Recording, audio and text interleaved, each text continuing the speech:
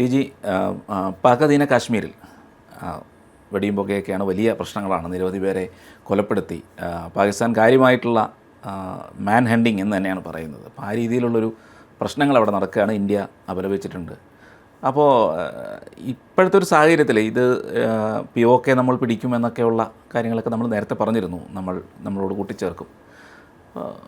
എന്താണ് അതിനിടയ്ക്ക് BLA അതിനെ ഇതാക്കാനുള്ളതിൽ അമേരിക്കയും ഒക്കെ തടഞ്ഞു, അങ്ങനെയൊക്കെ പ്രശ്നങ്ങൾ നടക്കുന്നുണ്ട്. ഇതിപ്പോൾ എന്താകും ഇത്?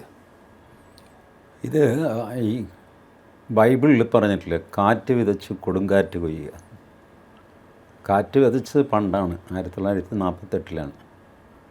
ഇപ്പോൾ പാകിസ്ഥാൻ കൊടുങ്കാറ്റ് കൊയ്യാണ്. പാകിസ്ഥാൻ പിടിച്ചു നിൽക്കാൻ പറ്റുന്നില്ല, BLAയോടും പിടിച്ചു നിൽക്കാൻ പറ്റുന്നില്ല, POJKയിലെ ഗ്രൂപ്പ്സിനോടും അവർക്ക് പിടിച്ചു നിൽക്കാൻ പറ്റുന്നില്ല.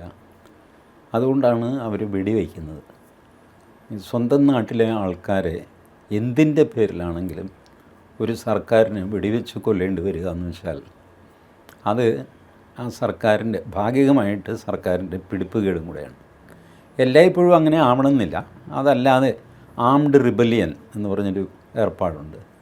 ഭരണകൂടത്തിനെതിരെ പ്രതിഷേധിക്കുന്ന ആൾക്കാർ ആയുധം കയ്യിലെടുത്തൊരു ഗ്രൂപ്പായിട്ട് ഭരണകൂടത്തെ തോക്കുകൊണ്ട് നേരിടുക. അപ്പോൾ ഭരണകൂടം അവിടെ തോക്കുകൊണ്ട് നേരിടും.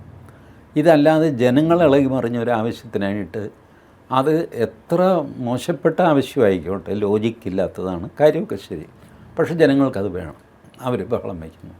അവരുടെ നേർക്ക് വെടിവെക്കേണ്ടി വരിക എന്ന് പറയുന്നത് ഒരു ഭരണകൂടത്തിൻ്റെ പിടിപ്പുകേടിൻ്റെ ലക്ഷണമാണ്, മനുഷ്യാവകാശ ലംഘനമാണ്. ഇപ്പോൾ ഭാരതം ഇപ്പോൾ ഉയർത്തിയിരിക്കുന്ന പോയിൻ്റ് ഇതാണ്, വെസ്റ്റേൺ മീഡിയയോട് ഇപ്പോൾ നിങ്ങളെന്ത് പറയുന്നു? ഞങ്ങൾ ഈ കാശ്മീരിൽ ഒറ്റയോ ഏതെങ്കിലും സെക്യൂരിറ്റി ഓപ്പറേഷനിൽ ഒരാൾക്ക് വെടികൊണ്ടു കഴിഞ്ഞാൽ നിങ്ങൾ വലിയ യുണൈറ്റഡ് നേഷൻസിൽ പ്രമേയമായിട്ട് ഇറങ്ങും. നിങ്ങൾ ഇപ്പോൾ എന്ത് പറയുന്നു? ആരും ഒന്നും പറയുന്നില്ല.